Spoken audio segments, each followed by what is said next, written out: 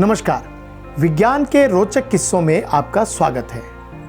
आज हम बात करेंगे एक ऐसे एक्सपेरिमेंट की जो महज एक एक्सीडेंटल मूवमेंट था, लेकिन आगे चलकर वो सदी की महानतम उपलब्धि बन गई। और ये थी दुनिया की पहली एंटीबायोटिक मेडिसिन पेनिसिलिन, जिसकी खोज सितंबर 1928 में हुई थी।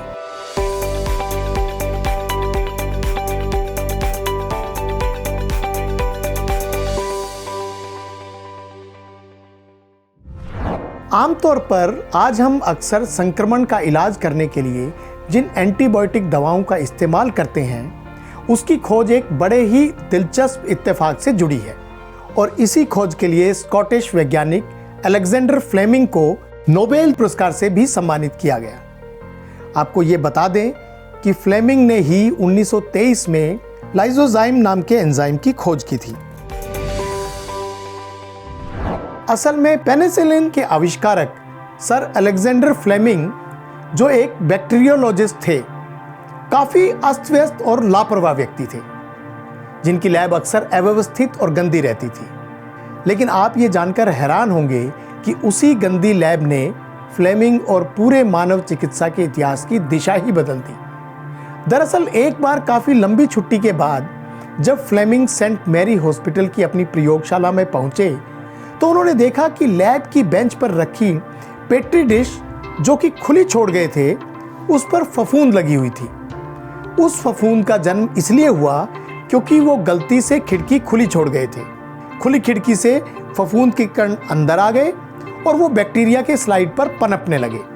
फ्लेमिंग ने जब सावधानी से अपने माइक्रोस्कोप में देखा तो पाया कि उस फफूंद ने बैक्टीरिया की वृद्धि पर रोक लगा दी और फफूंद के कारण बैक्टीरिया मर गए। वे जानकर हैरान रह गए। फफूंद ने स्टेफिलोकोकस के सामान्य विकास को रोक दिया, जिससे वे इस निष्कर्ष पर पहुंचे कि वह फफूंद संक्रामक रोगों से निपटने में भी काफी अहम साबित हो सकती है। इस अकस्मात हुई घटना पर फ्लेमिंग ने करीब एक हफ्ते तक शोध किया और पता लगाया कि इस फफूंद से निकले रस का रोग जीवाणुओं पर घातक प्रभाव होता है और वो इस रस से मर जाते हैं। अपने आप में इस महत्वपूर्ण खोज से ऐसा द्रव मिला था जो रोगाणुओं को पैदा होने से रोकता था।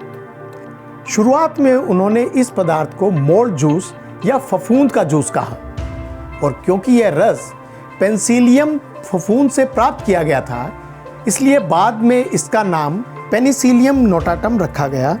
उस वक्त मामूली चोट के संक्रमण से भी अक्सर कई लोगों की जान चली जाती थी।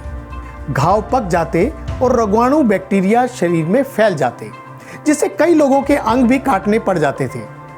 अक्सर प्रसव के बाद रक्त संक्रमण से भी नवजात और महिलाओं की मौत हो जाती थी। इसके अलावा फ्लेमिंग युद्ध में घायल सैनिकों की दर्दनाक मौत से भी काफी आहत थे और इसका कोई हल निकालना चाहते थे। खास बात है कि फ्लेमिंग ये जानते थे कि प्राचीन काल में भी लोग फफूंद से इलाज करते थे, लेकिन यह किस रोगाणु के खिलाफ प्रभावी है और इसका उपयोग कैसे किया जाए, यह सब पता लगाना अभी बाकी था, जो कि फ्लेमिंग के लिए आसान नहीं था, क्योंकि सेंट मैरी की प्रयोगशाला में ना तो इतने संसाधन थे और ना ही उनके पास केमिस्ट्री का बैकग्राउंड था कि वो इस खोज पर आगे काम कर सके। इसी बीच पेनिसिलियम पर फ्लेमिंग का एक शोध पत्र प्रकाशित हुआ, जिस पर ऑक्सफोर्ड विश्वविद्यालय के पैथोलॉजी प्रोफेसर डॉक्टर हार्वर्ड फ्लोरे की नज़र पड़ी, जो कि उन तरीकों में रुचि रखते थे जिनमें बैक्टीरिया और मोल्ड एक दूसरे को मारते हैं। और फिर 1938 में फ्लोरे और उनके साथी अंसर्ट बोरिस चेन ने पेनिसिलियम की रोगाणु विरोधी कार्रवाई नामक फ्लेमिंग के विज्ञान को दुनिया के सामने लाने का फैसला किया। उसके बाद फ्लेमिंग, फ्लोरे और बोरिस चेन ने एक्टिव फैक्टर को अलग कर दवा के पाउडर फॉर्म को विकसित करने में सफलता हासिल की। इन तीनों ने जिस एंटीबायोटिक दवा का निर्माण किया, उसका सबसे पहले चूहों पर प्रयोग किया गया। इसके अलावा एक पुलिस अधिकारी एल्बर्ट अलेक्जेंडर को भी वो दवा दी गई। हालांकि दवा की मात्रा कम होने की वजह से अलेक्जेंडर की जान तो नहीं बचाई जा सकी, लेकिन संक्रामक रोगों से लड़ने और उन पर काबू पाने का रास्ता मिल गया था।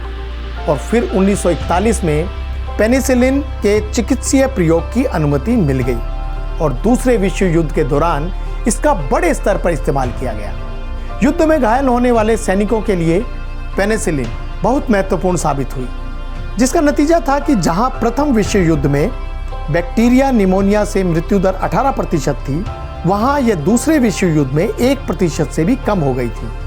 जिसके बाद साल 1945 में फ्लेमिंग, हार्वर्ड फ्लोरे और अंसर्ट बोरिस चेन को मेडिसिन का नोबेल पुरस्कार दिया गया।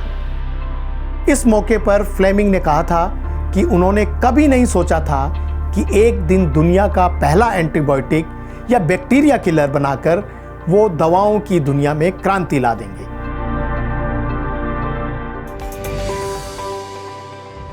पेनिसिलिन दवाएं विभिन्न जीवाणु संक्रमणों के कई प्रकार के इलाज के लिए इस्तेमाल की जा सकती है और आज भी इसका बड़े पैमाने पर उपयोग किया जाता है। उम्मीद है कि विज्ञान का ये रोचक किस्सा आपको पसंद आया होगा। ऐसे ही अन्य रोचक किस्से देखने के लिए आप हमारे चैनल को सब्सक्राइब करें और इस वीडियो को लाइक और शेयर भी करें। धन्यवाद।